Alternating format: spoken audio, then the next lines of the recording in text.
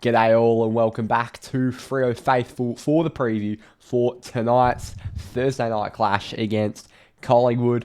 Looking to bounce back after whatever on earth we witnessed last Friday night, but we've completely moved on from that. Today's game day, and we just have to focus on getting a result tonight, because if we don't win tonight, then we can't really kick on from here.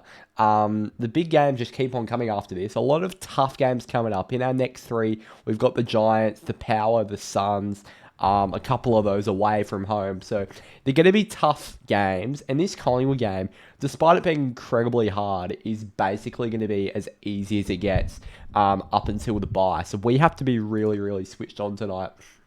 And there have been a few wholesale changes from both teams. I think both sets of changes probably benefit us. I was happy with our changes. And obviously the management of some Collingwood older stars will really help us, obviously. In terms of injuries for Collingwood, so the one that we'll miss from last week with injury is Brody Myercheck. He's picked up an abdominal strain. He'll just miss that 1 week. He actually played through it against Geelong, but they've chosen to sit him out. Or, 5-day break going to Perth, so probably a smart decision. On the injury list as well, guys that are, relevant. Tom Mitchell isn't playing. Dan McStay is not playing. Reece McInnes, he's out for the season. Then you've got Finlay McRae, who's sort of in and out of the team. So, yeah, not massive losses for Collingwood, to be honest. Their injury list is quite kind. Hayden Young's obviously the big one that's missing for us that played last week. We saw his versatility on full display against Adelaide the week before, where he floated to full forward late in a quarter and flew up for a flying mark and kicked a big goal on the siren. So, yeah, versatility like that and just his cleanliness out of the middle, his ability to use the ball by foot so efficiently. So, yeah, Youngie's going to be that huge miss for 10 to 12 weeks with that hamstring injury. Michael Walters is 5 weeks away, so it'll be good to get him back just as a bit of an option. We're sort of being forced to play Isaiah Dudley at the moment. And while Duds, I thought last week was probably our only live wire in the front half, I thought he provided some really good tackling pressure against the Saints. He does go missing in and out of games, so it'll be good to get an extra small forward option. Walker 10 weeks away still. He's not even relevant at the moment. Sam Sturt keeps having hold-ups in his recovery, which is unfortunate. Jager's 5 weeks away, and the big one as well is Nathan O'Driscoll. So he's a test to play this weekend. He might play for Peel this weekend. I'm unsure when I'm recording this. But he was a test to return to football this weekend. And if everything goes to plan, he should play AFL against the Giants next week. All right, let's take a look at this game. The changes for us. So Josh Draper has been dropped. Hayden Young is out injured, and Quinton Narkle has also been dropped. So the Draper dropping I'm 100% okay with. I think our backline's been a little bit too tall for a while now, and I get the guys like a Draper can play a bit taller and can play a bit smaller and are versatile and allow us to play that taller backline, but I think he really got caught out a lot against the Saints last week. I thought it was a really subpar performance, and there's nothing wrong with going back to the waffle for a bit. I'm one of Drape's biggest fans, but he just needs to refine a few things. He only just turned 21. So yeah, Drapes will he'll come good, and yeah, just a couple of weeks in the waffle will probably do him good. Youngie, that injury is obviously heartbreaking. Quinton Narkle hasn't really hit the ground running. He kicked his first Freo goal with 3 seconds to go against St Kilda, so that was nice at least. The ins, Paddy Voss is the really, really interesting one. So we were talking about on the team stream what this means, going with the full tools, because we don't think we've ever seen Jackson, Tracy, Amos, and Voss in the team with Sean Darcy. It's just a really, really tall team overall. So it's going to be really, really interesting to see what the makeup of that's going to be, whether that's Jackson playing a bit more midfield time, whether bringing Voss in is just to allow Darcy to rest on the bench rather than resting forward when Jackson's in the ruck. Or maybe someone made a comment that there's a chance Paddy Voss plays as sub. And we've seen teams go with key position players as subs before, just as a sort of planned substitute, a bit of a management strategy, and that would be for Sean Darcy. But I'm not a fan of the idea. I just think having someone versatile in the sub role just to cover all bases in case you get an injury early in the game is so important. So I don't think that'll happen.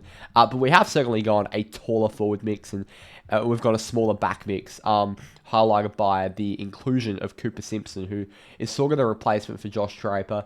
Cooper Simpson has been playing off halfback for Peel and just in a bid to sort of make our backline a bit smaller, a bit more versatile. I said in the podcast during the week, I wouldn't mind seeing Simpson or Aish come in for Draper, who rucked the entire fourth quarter against St Kilda. So, yeah, Josh Draper's had a bizarre couple of weeks. But yeah, it seems like Cooper Simpson's the in, and he will play off halfback. So, yes, it's going to be interesting to see what sort of halfback early plays, because Corey Wagner will probably play bulk midfield. He'll probably put a tag on Nick Dacos. Shea Bolton will have to up his minutes with the no Hayden Young thing. Obviously, no O'Meara still. So, yeah, I think Simpson will be playing a lot of halfback. He won't be sub because we need him in there.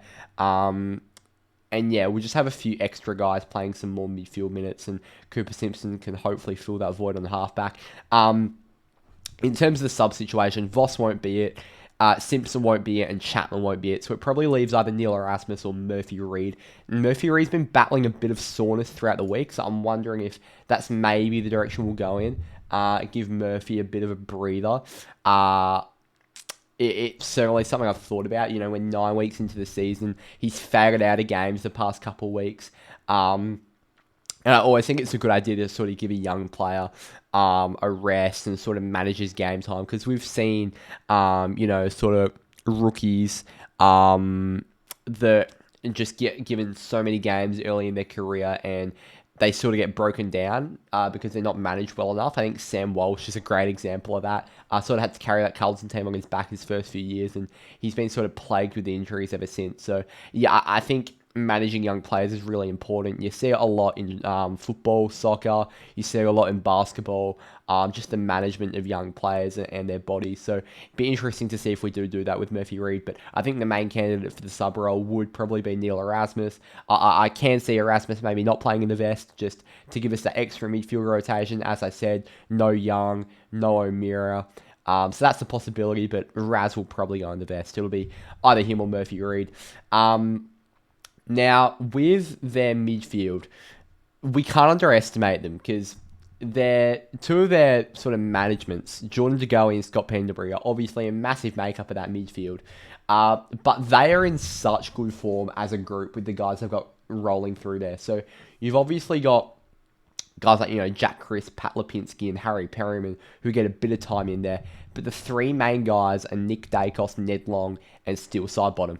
Now, I don't really think I have to explain to you all watching this video that Nick Dacos is quite a good footballer and that if we don't tag, but if we don't tag him, we will lose. It is as simple as that.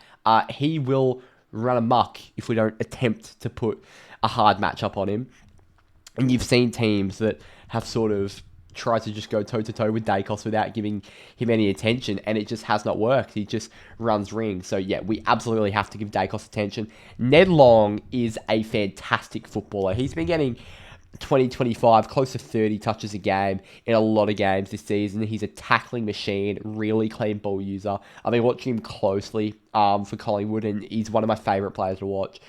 He's an absolute gem that definitely isn't getting the credit that he deserves this season. And then still Sidebottom will be close with Nick Dacos at the top of the Collingwood BNF. He has been so good, hitting arguably career best form at the age of 36. He's been unbelievable still Sidebottom. So, yeah, it's going to be interesting to see how that Collingwood midfield looks. Brody Mychek not being there will increase the responsibility on Mason Cox. It'll probably make Darcy Cameron rest forward a bit more. And it'll also certainly increase the responsibility on Tim Membry, who'll certainly be that main focal point. So we've got to make sure we get that mix right. Obviously, going with the smaller backline this week, we need to make sure we get the Pearce and Cox thing right, because they'll be our two main key guys. Size-wise, it would probably make sense for Brody and Cox to go to Tim Membry, but I also wouldn't be surprised if just Membry being the main threat attracts Alex Pearce and the Coxes match up on each other. So, yeah, that's going to be the interesting one. We're also going to look out for their smalls, obviously. Corey Wagner's probably going to play a bit more midfield, so I wouldn't be surprised if maybe a Jordan Clark picks up a Bobby Hill, who's been quite defensively inept these past few weeks. I really like Clarkie's form. And then Luke Ryan, I'm going to expect to probably pick up a Lockie Schultz. You've also got a Jamie Elliott to watch there, who'll probably be the job of Carl Warner. So, yeah, we've got our hands full with our smalls. And then in terms of Shea Bolton, who's really our main small threat, I'm going to assume that's just a lockdown role for Isaac Quainer that we've seen him play so often. So, yeah, it's going to be a very, very interesting contest, this. I'm not really sure what's going to happen. It's like there's no logic to suggest that we should win this game, but you obviously just following Fremantle, you know these are the sort of games where we just show up for no particular reason. Yeah, look, Thursday night football, there'll be a big Optus crowd, raring for a response. There's no logic behind this, but I'm going to say Freo by 5 points. Like, Collingwood should win the game, but in the odds, Fremantle are favourites. A lot of experts are tipping Fremantle to win, and just at Optus, looking for a bounce back under media scrutiny. We tend to win these sorts of games. It's a bit like last week, where nothing suggested St Kilda should have won that game. But a lot of people tip the Saints because it just feels like a game they should win and that they would win. And it felt like a game Fremantle would lose. I've sort of get the same feeling about this week. So I think it'll be really close. We've got to match their intensity from the start because with Fremantle this season, you can sort of tell that in the first 10 minutes if we're up for the fight. And you could tell last week that we just weren't up for the fight. You could tell in the Melbourne game we weren't up for the fight. So we've got to show real character from the get-go because we can't let some of their superstars just run amok from the first bounce because that is just the recipe for disaster. Let me know your tips down in the comments. How you think the game's going to go. See you for the fan cams later tonight. Thanks for watching. I'll see you next time. Up the Dockers. Cheers.